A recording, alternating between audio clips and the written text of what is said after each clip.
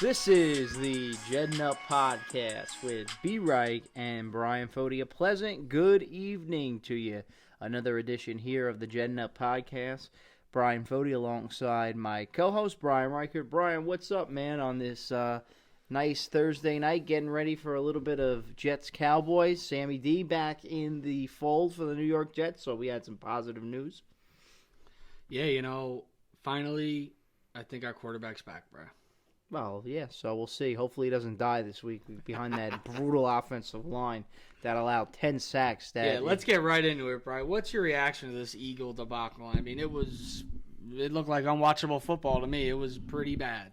Yeah, it was rough out there. It was what we expected, but literally sitting there on Sunday, like I said, I felt like at times I wanted to cry. It really did feel like one of the lowest points in my 30 years as a Jet fan. This was definitely one of the low points. There was no. I was going to ask you, thinking about doing this episode, is that a bottom 5 game in your lifetime as a Jet fan? I mean, obviously there's some monumental losses, but I'm just talking about from a competitive standpoint. Yeah, these last 3 games have been really tough to watch. I mean, the Brown game, they weren't in any of them. Let's be honest. But yeah, really this not. one was just embarrassing because they made changes. They had the bye. They didn't do anything. We didn't even look prepared, bro. Yeah, it was just, again, it comes back to blocking, and, it just stinks because they've been really, I mean, injuries happen in the NFL, but this team this year has gotten its fair share of injuries to the key players, the quarterback, the middle linebacker, the middle linebackers, all 4 linebackers, actually. In probably a year that we could afford 0 injuries. Exactly. Everybody has basically gotten hurt, and Assembly's out now.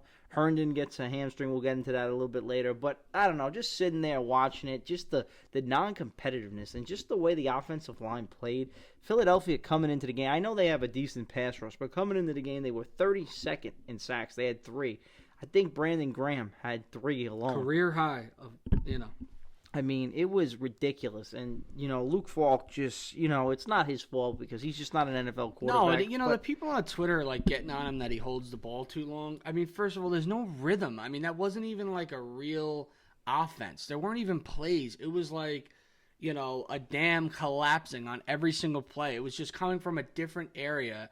Every single rush, there was someone in his face, especially in where we have a system. And it's not like guys are even getting open. He has no time. Yeah, I texted you during the game that one play. I don't know who got the sack, but he just literally went through Winters, pushed Khalil down to the ground, sacked the quarterback, and then the thing that capped it, the Orlando Scandrick return for the touchdown. Basically, Falk, drops back. Right a shot at me, saying, hey, Jets, maybe give him a look. Yeah, strip sack, touchdown. Right? Yeah, takes the ball right away from him. And, just when you thought, they get a little – I like Gase going for it, but Hall's a horrible play call on a play action where the guy's throwing it to behind Bell. The guy takes it for a pick 6. I mean, it was just – and I'm not even going to give him credit for the touchdown because, again, it was off of special teams. It's a bailout. Yeah, and, they run a reverse. I mean, they didn't have a real drive. I mean, it was ridiculous what they did on offense on Sunday. And I had to double check who scored for a minute. I know, Vincent Smith. We've never heard of him. Who's this? You text me, who's this guy?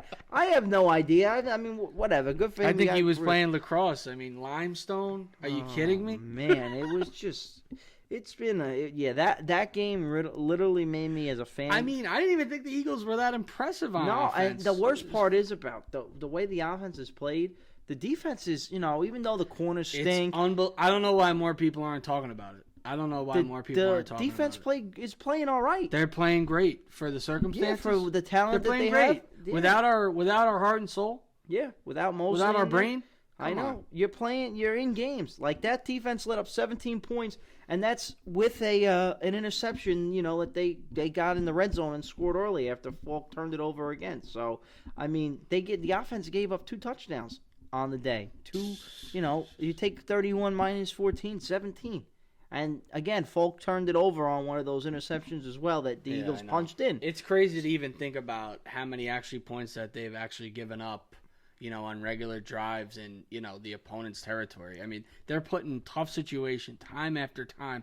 every game. It's and they're going 3-0. They're not getting this rest. No. I mean, it's crazy. And I know the New England game, they had a rough start, but really, other than that, this defense has performed very well. And at one point, I was pissed. I was just saying, let's get rid of this guy Gase and let Greg Williams coach the team.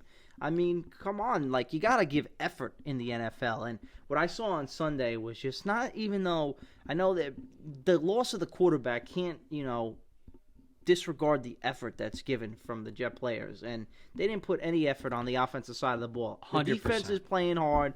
They're flying around. Well, let's get right into this is another thing I want to bring up. What is your whole take on this thing where they didn't even let Falk practice, apparently? With Darnold, that's Gase, man. That's Gase feeling the pressure at 0-3. Wanting to hear good news with Sam. Yeah, but you got to prepare both guys. I mean, you have a bye week. I agree. And he didn't have practice. I don't care about that so much. I'm not going to get on him for giving the guys a week off. Listen, this guy has done himself no favors. No, we'll put it that way. This is the important part. Now that Darnold's back, missing 3 games, it's on the coach now and on this coaching staff. Amazing. He's got to come right back to Dallas and New England. Yeah, my God. And Adam, it's on Adam Gase to get this offense going because I'll be fair. You really can't judge the man on these last 3 games because it is tough when you don't have a starting quarterback. And listen, when you get a report card, you get progress reports, Brian. And his first quarter progress report is horrible. Yes, it's been brutal. But he's probably been the worst coach in the NFL. Yes, I agree. Worse than Jay Gruden, who's already been fired. I agree with that. It's been bad. We don't even look prepared. And he's going to have to come up. He's an offensive mind, supposedly. These next 4 games, show me something against Dallas. I agree. We just kind of look at it as a four-game clip. Show me something. It's 2 tough games and 2 winnable games. Yeah, go 3-1. We'll see, but we're gonna be moving on. We're going to an unfortunate topic that seems to be more prevalent as we keep doing more reps. The Foti injury report, which we'll break down. What are you hearing about our savior, Sammy Boy, coming back? Well, it was good news in Jetland on Tuesday when they announced that he's back. They basically said in the press conference on, I think it was Wednesday, Gase said that they were feeling pretty good. Darnold was on the Michael Kay show on Monday. I listened to that. He was expecting good news. So when I guess they didn't, that's why I think they did it on Thursday because they figured if he wasn't ready to go on Sunday in the Eagle game, they figured he'd be ready to go at the start of next week, which that's another thing which we talked about before with the preparedness of Luke Falk. When he wasn't right on Monday, why let him? You could let him practice and get reps, but why not prepare Falk? He's probably not going to get better in 3 days. That was just him trying to count on that, but he's good to go now. The spleen is supposedly. I'm sure the doctors know what they're doing because cleared for contact. Yeah, cleared for contact. Their professional careers are on the line, so I don't think we have to fear Sammy D dying on the field if he takes a hit. He said that today. I'm not going to die. I feel good.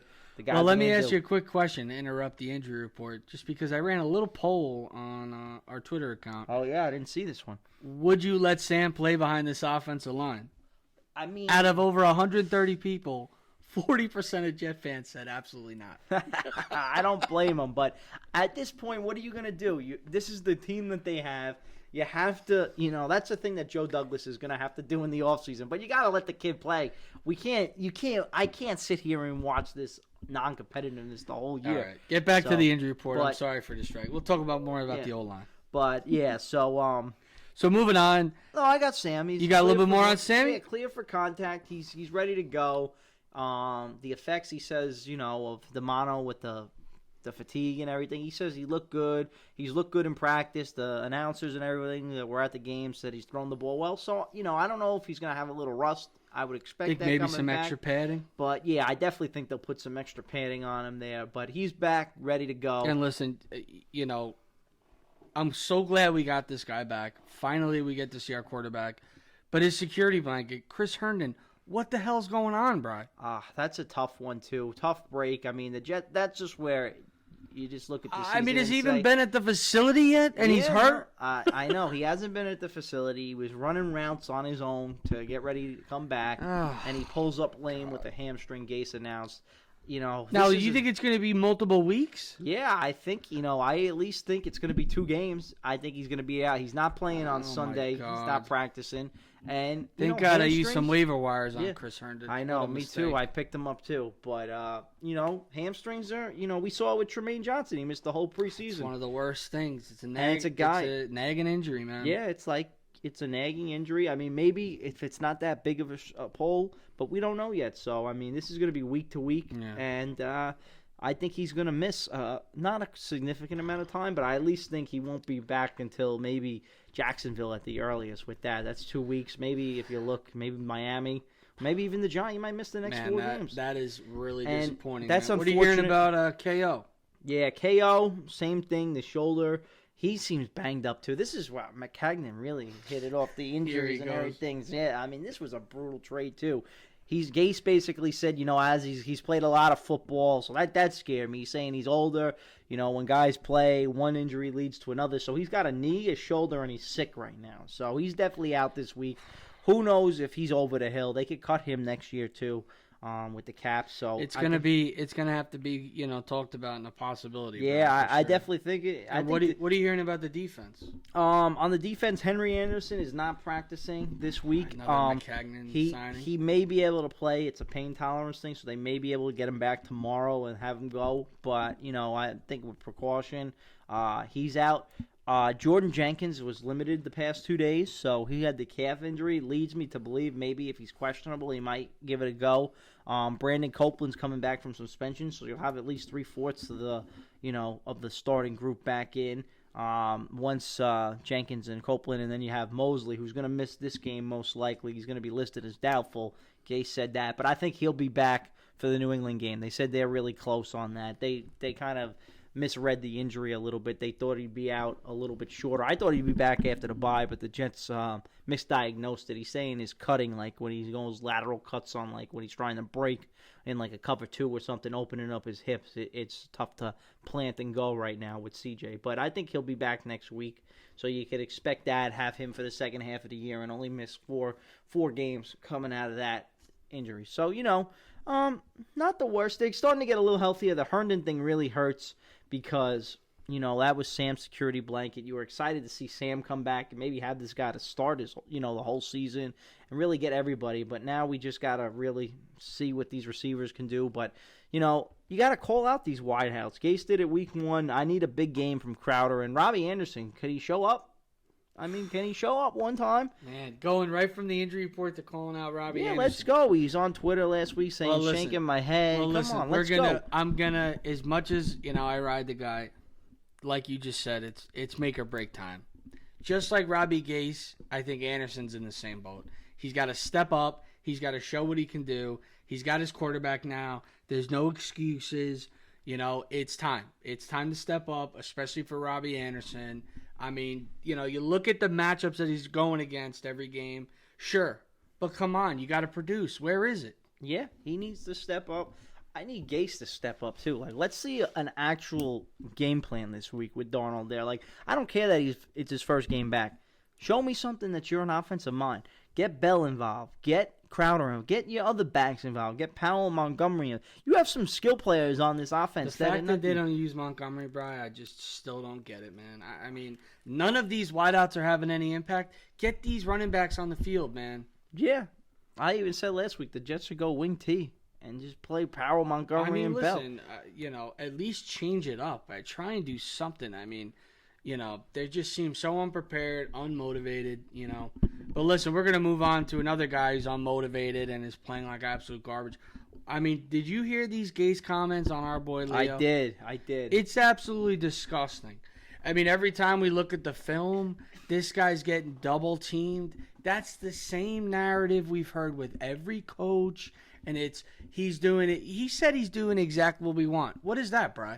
0 sacks in 4 games? I know. And 0 pass deflections? I was going nuts. The second play of the game, Leonard Williams last week, that's a consistent 1 tackle last week. He's got 4 solo tackles in 4 games. How much money is this guy making? $14 million. And he gets an offsides penalty.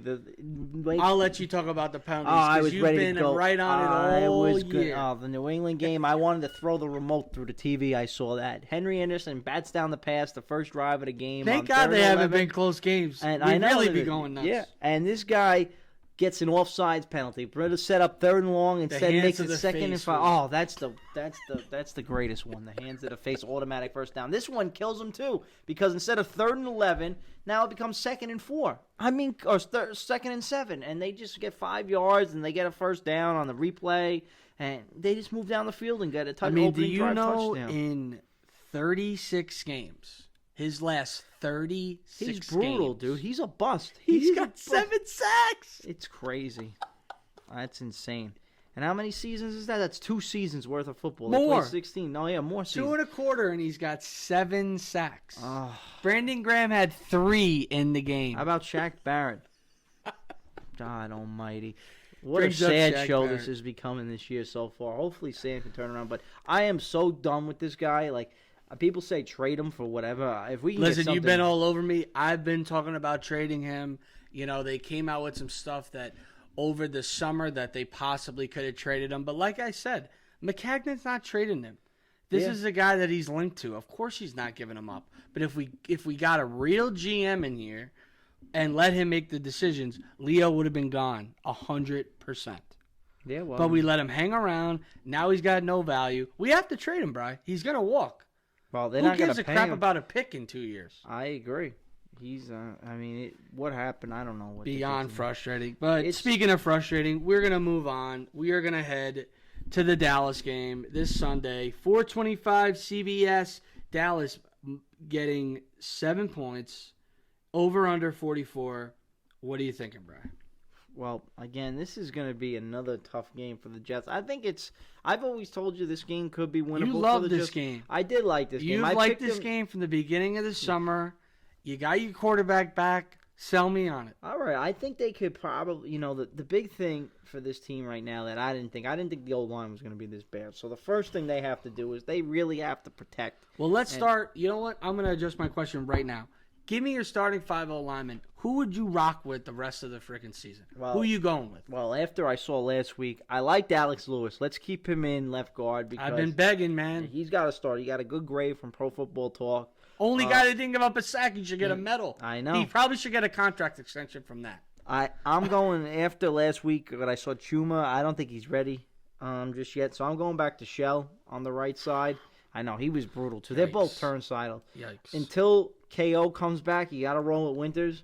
It's tough. Out of necessity, I hear you. I'm going Khalil at center.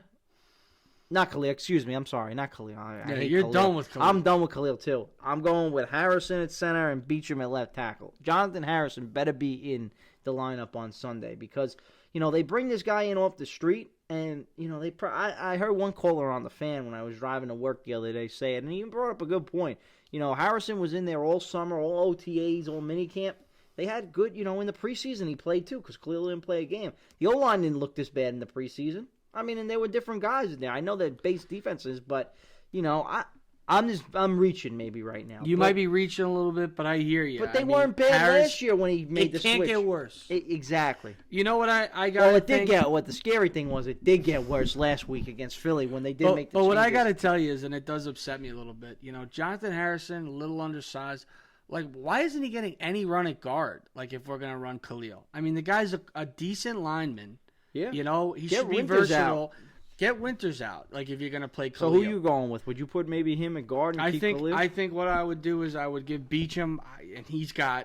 He's too. hanging on by a thread. He's done, man. He just fell off the cliff this year. Beachum, you got to go Lewis at least till KO gets back, and then I would move. Then I would move Lewis to the right guard. Mm-hmm. But I would go Beachum, Lewis, Khalil, Harrison, and I'd give Chuma one more start. That'd be my O-line moving forward. When KO comes back, then you kind of look at if Khalil's still underperforming, you move Harrison to that slot, and you kind of just see who's playing, man, because everyone's playing for spots, and this O-line's been horrible. I was reading another stat since 2010. The Jets have only taken 3 offensive linemen. 3. Horrible. And none of them have been first-round picks. You want to know who they picked? Is it since 2010? Yes. Total Total. in the years. In the years. 3 total. From 2010 to 2019 in the draft. You want to name them? I'll name them for you. Or you want to take a guess? Is it Winters? Winters is one. Winters is one. He was picked in 2013. Yeah, they took a terrible lineman in like the 5th round from Baylor, right? No, yeah, he's not on the team anymore though. I'm talking about guys that are still on NFL rosters. Yes. Oh my. He never even saw the field. That guy.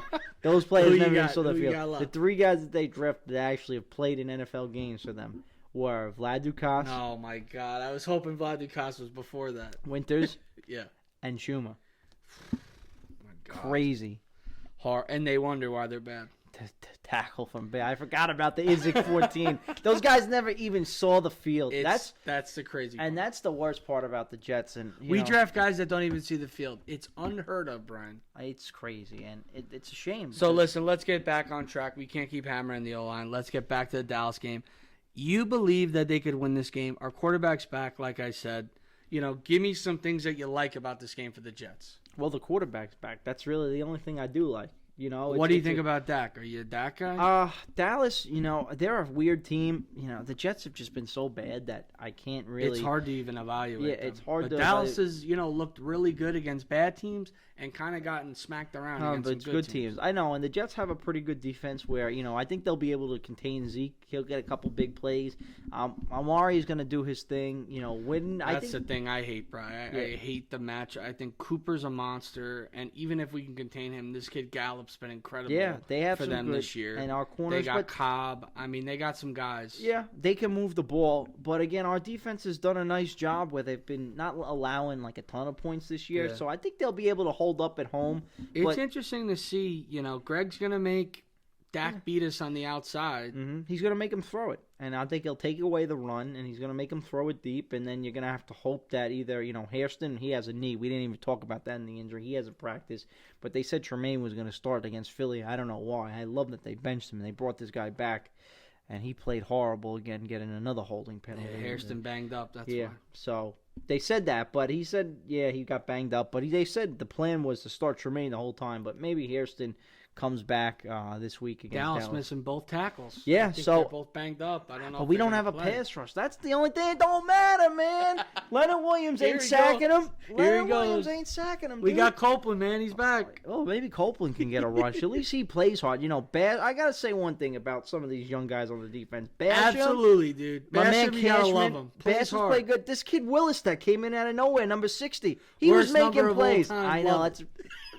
I've never even heard of these guys, but I'll take Neville Hewitt all day, any day. He played good. You know what? A lot of people bashed me on Hewitt, especially on Twitter early, saying, I don't know about this guy. That guy's been great. Yeah, he can't really cover, but he's doing well. He's doing his job. Cashman's making plays. He's got more picks than Jermaine Johnson. Yeah. Well, that is true. Jermaine Johnson. What a nightmare, man. All right, so give me a prediction. What do you got in this game? Again, just going back, I haven't touched on it. The Cowboys got a good pass rush, too. So they've got a couple guys that can get after the quarterback. They got the guy who I wanted the Jets to get the most. It scares me, man. So I just don't think they can protect. That's the whole thing. I think this line is that bad. So, the spread's -7. I think this is a game where if they can protect Darnold and have some semblance of protection, it's a big if. They can be in this. It is a big ask, but if they can do it, they can be in this game because I think they'll be motivated enough getting their quarterback back. Their defense, they know their backs are against the wall, and they know if they lose this game, the season is it's over anyway right now. But in their minds, it's this is their last stand. They're at home, even though it's going to be 80% Cowboy fans. Thank God I sold. More than 80. Yeah, it's going to be like 90. That's right, folks. He sold his tickets. I did. I gave up, man. I'll see you in New England next week. But because no one would buy those tickets. Exactly, and no one still. They're up for sale if you want them. $146 on StubHub, row 23. Here he goes. Come on, give them away. Nah, not giving them away, but this is a game that if they block, they could possibly win it. But I just don't see them blocking, man. And I just think Dallas is going to do enough. In the passing game because our corners they're not going to be able to hold up forever. We're not going to get a pass rush, and Dallas will pretty much. I think Sam plays all right. His first game back, maybe a little bit of rust, but I think this is just like a game where they, I think Gase really, I think the media starts really cracking down on Gase after this when the Jets don't put up a lot of points. I'm going to say Dallas keeps us in check, and they beat us this one. I'll say Williams' defense plays good. I'll say 24-10 and 14-point game. The Jets only maybe score one touchdown, and it doesn't look good. And it's another game where you just say, you know what, the offense, because 24 points in today's NFL, you could win that game. You need, it's an offensive-minded coach. Put up 27. But I just don't see it right now. I mean, if they block, they definitely can. They could win this game because I think Dallas, they're a good team. But I think on the road and right now the way they're playing, I think we're getting them at a good time. I believe they play. Who they got after us? I think it's the Giants. I know they were talking about it's a trap game. They got two big games. They had the Packers the week before, and then they've got I think it's the Giants after. Or who do they got? They got a big game. The Eagles. The Eagles game. I think it's Monday night. They got Philly on a Sunday night. So they got two big games at home in between us. The Jets could maybe be that potential trap game. So that's a game maybe they could win. But, again, everybody's been getting right with the Jets. So I'm going to pick the Cowboys right now, 24-10. 14-point win and another lackluster performance, and we're going to 0-5. And I don't know. I can't believe I just saw the Patriots are Monday night. Yes, Jets. So. I know. What moron in the NFL decided to schedule that game on Monday Night Football? Oh. Yeah, but listen, to go to your point, I kind of agree. You kind of took my score, so I'm going to throw out a little different one. 31-10. I got us losing 27-10, actually. I think we do score. I think Dallas is going to absolutely dominate the time possession. I thought from the beginning, I told you, this is, I think, the worst matchup besides the Patriots for the Jets. I think Dallas matches up perfectly. I think that they can actually run the ball on our good run defense, and their wide receivers are going to destroy our corners. I mean, I believe in Greg. I think that he's going to hang in there as best he can, but, and like you said, how could I have any faith that they're going to protect this guy? I mean, you think the Eagles' D-line is good? Randy Quinn and Lawrence are way better than what the Eagles have. So I'm extremely worried about that. So I definitely have us going down, unfortunately, once again, Bri. 27-10. So we both have the Jets at 0-5. It's been a tough season, but again, our favorite time of the show, it is now time for the 2-minute drill.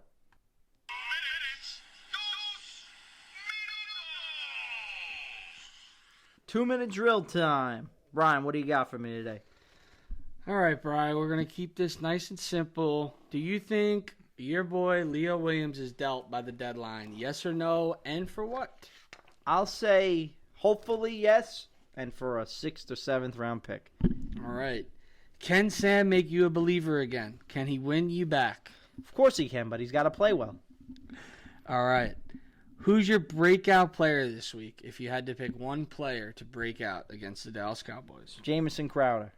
Jamison Crowder looking to bounce back after a great performance week 1. Haven't seen him since.